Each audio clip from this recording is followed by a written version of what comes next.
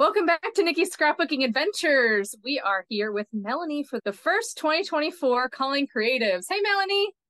Hi, Nikki. Happy New Year. Happy New Year. Holy crap, it's 2024 and it's the end of January. What is going on? I have no idea. Seriously, I blinked and it was like, what? We're filming already?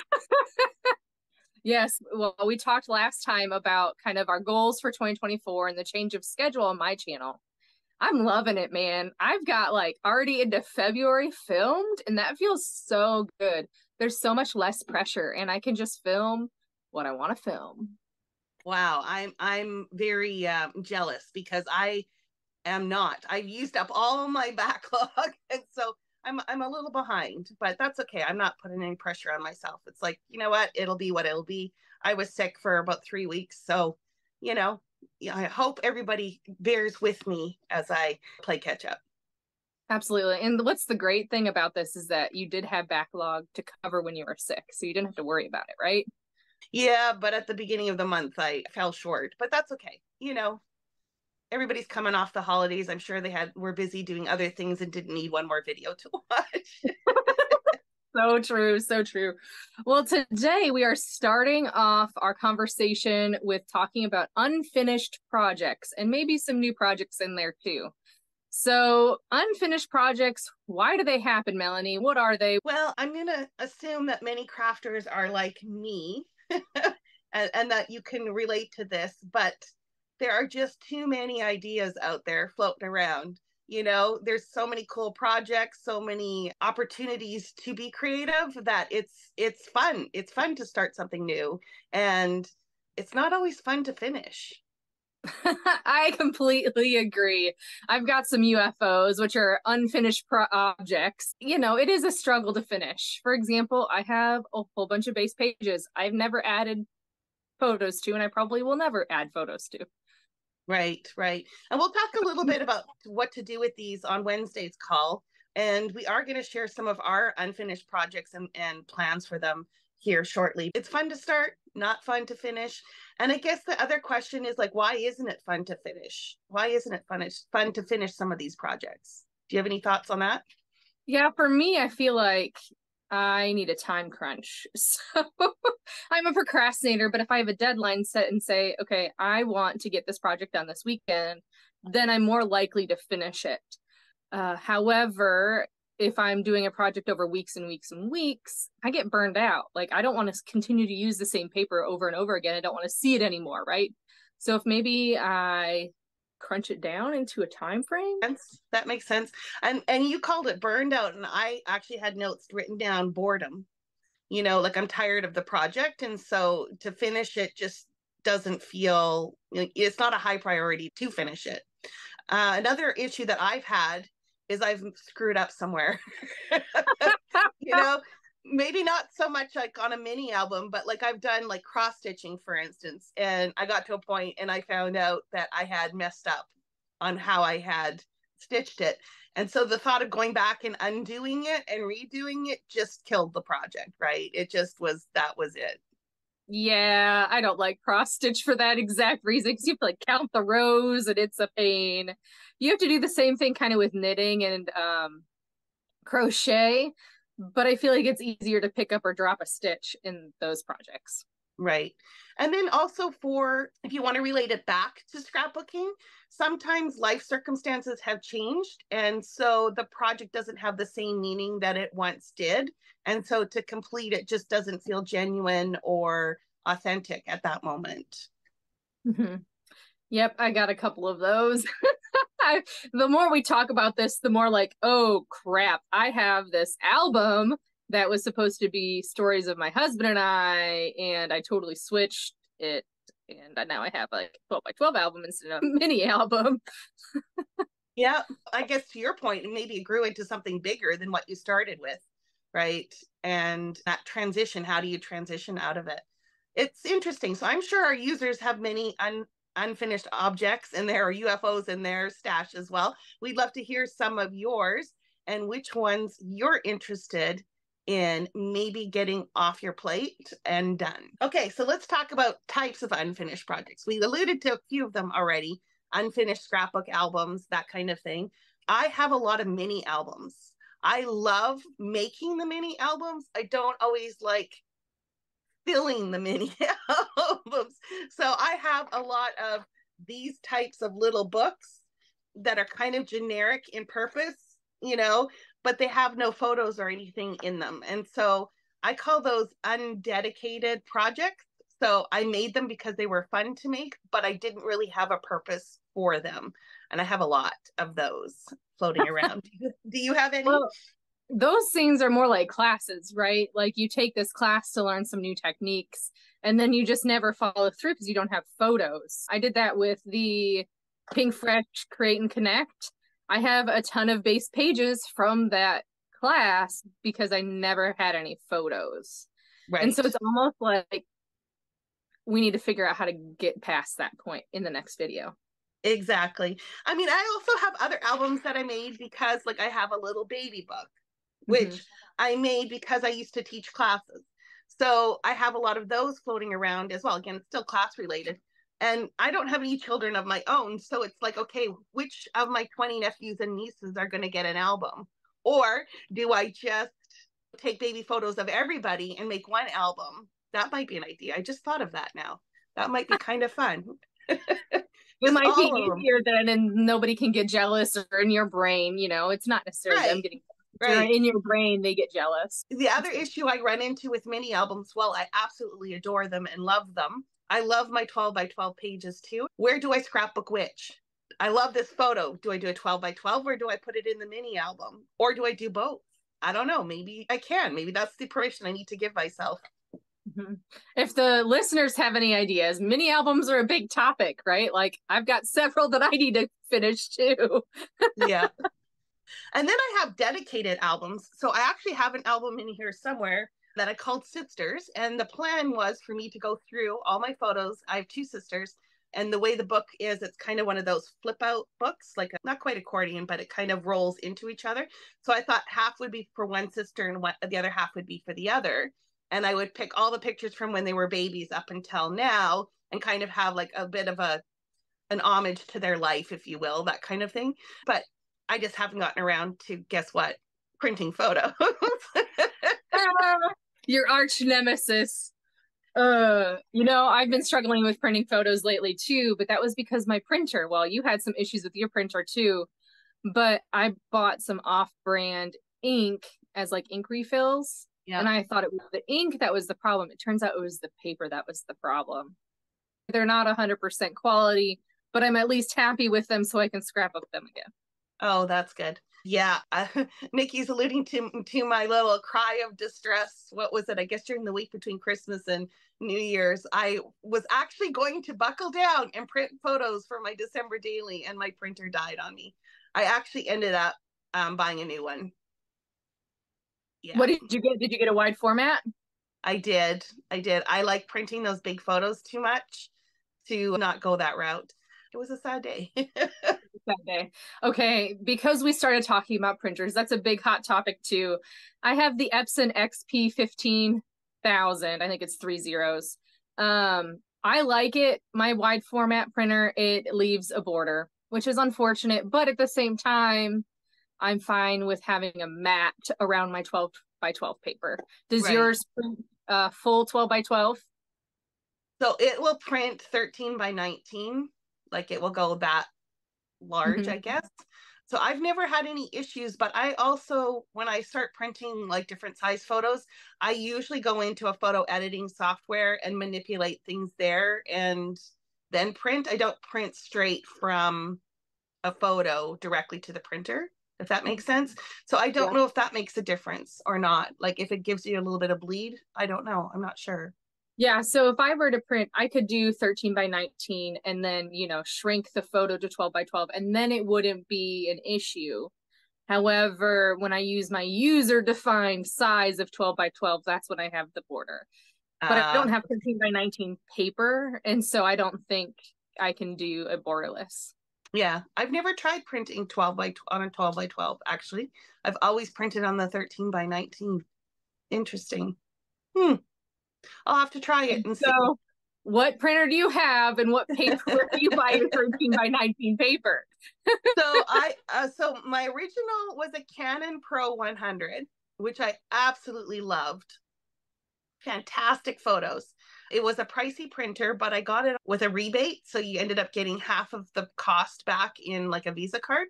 So it was totally affordable. Well, it's not like you're, I mean, it's still expensive. Let's Right. be real. It's still a couple $100s. It's not like it was $50 or whatever. It had 8 ink cartridges, which was fabulous too. So it wasn't like one of those ones where you get the cartridge with all the colors in, and if one color goes, you got to replace the whole thing, right? It had Mm-hmm. 8 cartridges, which was really nice. And I think that impacted the color, but they don't make that one anymore. So I bought another Canon. It's another Pixma I something or another. I've printed a few photos off of it. The quality looks great. It's back down to like a 5 cartridge system. So I don't have quite as many of the color variations. I just have your regular cyan, magenta, and yellow. But the quality seems really good. And I print on Canon paper.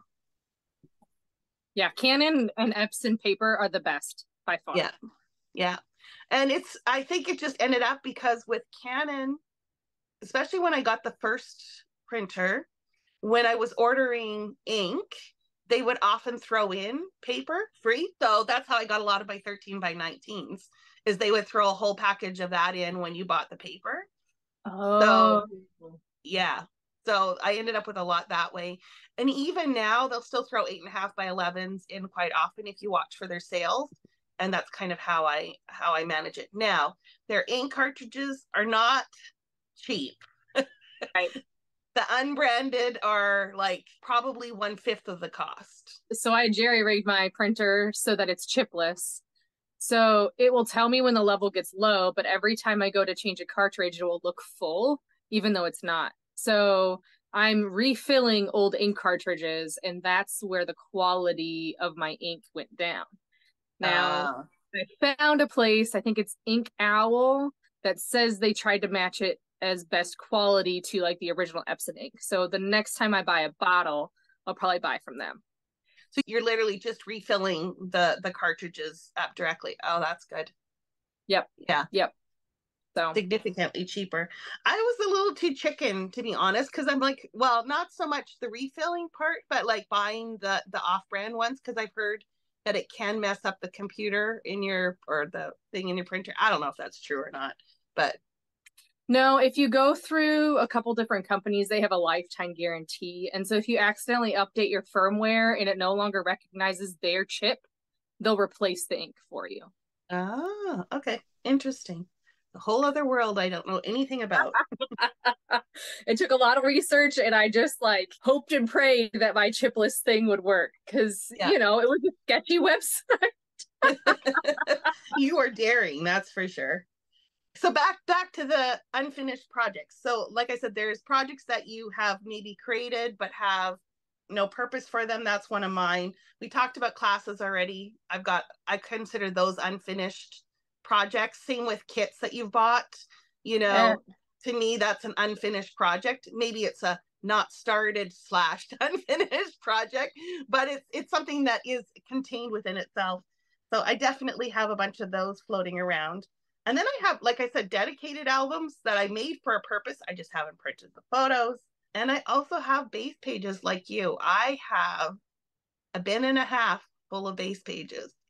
I mean, it's amazing how much I have. This year, maybe a lot of trying to get some of these done. mhm.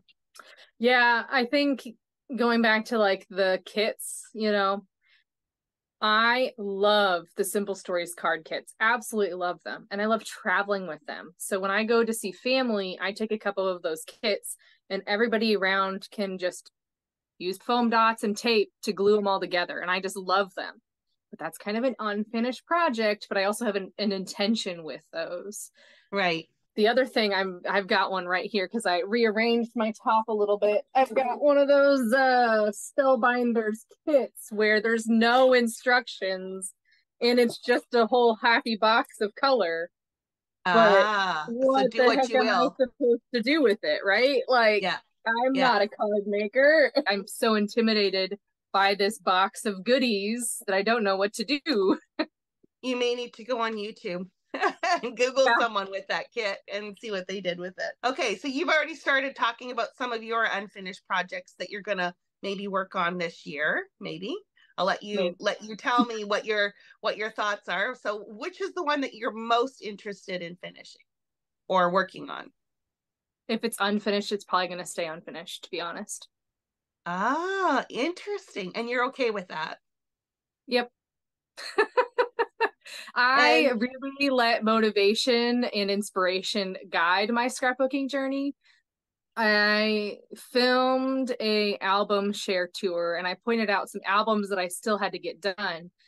And every time I flip past these photos that I need to scrapbook, I'm just not motivated to do it. And so I'm at this point like, I want to be done with 2022. I don't want to add anything extra. I want to be done with 2023. Like, I don't want to add them extra. I can sure go back and do it if I want to. when you say you have these photos that need to be scrapbooked or whatever, and you're not inspired to scrapbook them, they're not sitting in the album, right? Per se. Like if you were to flip through it, would you just see them sitting there, or are they like elsewhere?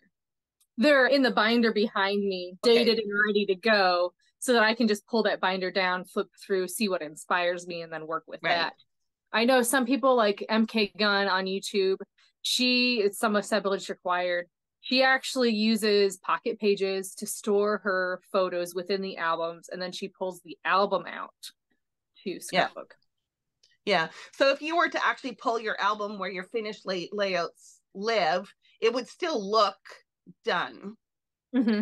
right? Nobody would necessarily know the difference that it's Right. not completed. So that makes total sense to me. That's just you're choosing not to scrapbook those photos. So that's Mm-hmm. cool.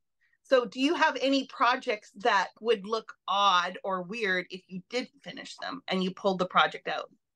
There's that one that's supposed to be me and my husband that probably looks a little weird. I don't even know. I haven't looked at it in 2 years.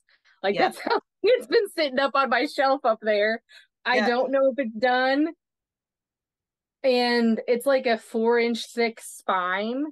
So I don't Wow. even know. This is like this is the very first album I've ever made for mini albums. I don't know if it's done. I don't even know. It's up on the top shelf. I can't reach it. Well, I guess if you're not actually looking at it, then it doesn't really matter, then does it? Nope. What you don't know doesn't matter. I don't know that I have a lot of projects that I would say are, well, no, I do. I do have a few what I call ongoing projects, but they tend to be more photo driven, which sounds weird because all my scrapbooks are photo driven. But like I love taking photos just for the sake of taking photos. So I will go to the zoo and take a ton of animal photos, or I'll go to like a botanical garden and take a ton of photos of different flowers, that kind of thing. And I will scrapbook those, but they're I scrapbooking them because I like the photo, not because they have any story or anything associated with that, if that makes sense. Mhm. So I do have a few of those books that are like almost a mini album type thing, where as I come across a photo that I like, I'll tuck that in. So it's not a completed book, it's an ongoing book. And I do have journals and stuff too that are not completed and ongoing, but I don't feel compelled to finish those, or I don't feel guilty about those. If you want to use the word guilt, that's probably too strong. In the same way that I feel about having this sitting around and not having any purpose. And when I say that, like it's not like I lose sleep over this, you know. Right. Obviously, or else I would stop making them. But I think there is value in the creating, and that everything you create doesn't have to have a purpose, Right. if that makes sense. Yep. Or the purpose is to create, right? Like Exactly. Exactly. this is a fine arts thing where it's just art. And Yeah. that's okay. Yeah. And it may be that it never gets photos, and that's okay. But there are some in here that I would like to at least start with something. Again, there's the boredom factor. A lot of these just need photos. So to just print a whole bunch of photos and stick them in books, like that's going to get old really quick, because there's really no creative, like they're all decorated, they're all done. It's like literally just add photos and a little bit of journaling. So I don't know. We'll see how far I get. Melanie, is your box too big to hold up so people can see how many unfinished projects you have? I don't know if I could do this. This is not even all of them. This is just what fit in this box. And when I say fit in the box, I'm saying that loosely. I've had a few craft lunches. Oh, it's a big Amazon box. Yeah, it's like a letter size. I guess maybe slightly bigger than letter size box. But yeah, I have a lot, and I love them. And like I look at them and I'm like, oh, it's so pretty, and look at all the pretty paper, and but like this one just is collecting all the beautiful moments. It's such a generic book. I don't even know what direction to take it in. And maybe it just needs to be literally what it says, collecting all the beautiful moments. And maybe I just go over my entire life and pull out my most favorite photos and add them here. Do you know what I mean? Even if I've already scrapbooked them elsewhere. I don't know. That's what we're going to talk about next time on the other video. So I don't have very many unfinished projects, but I've only been doing this since 2021 heavily. So that's kind of understandable when other people have been doing this for decades, and they probably have a lot more unfinished project than I do. But we'll talk about kind of some techniques and to get those projects done. So next time we will talk about kind of some strategies to get those UFOs completed in our stash. Yep. We'll see you on Wednesday. Don't forget to like, comment, and subscribe, and we'll see you next time.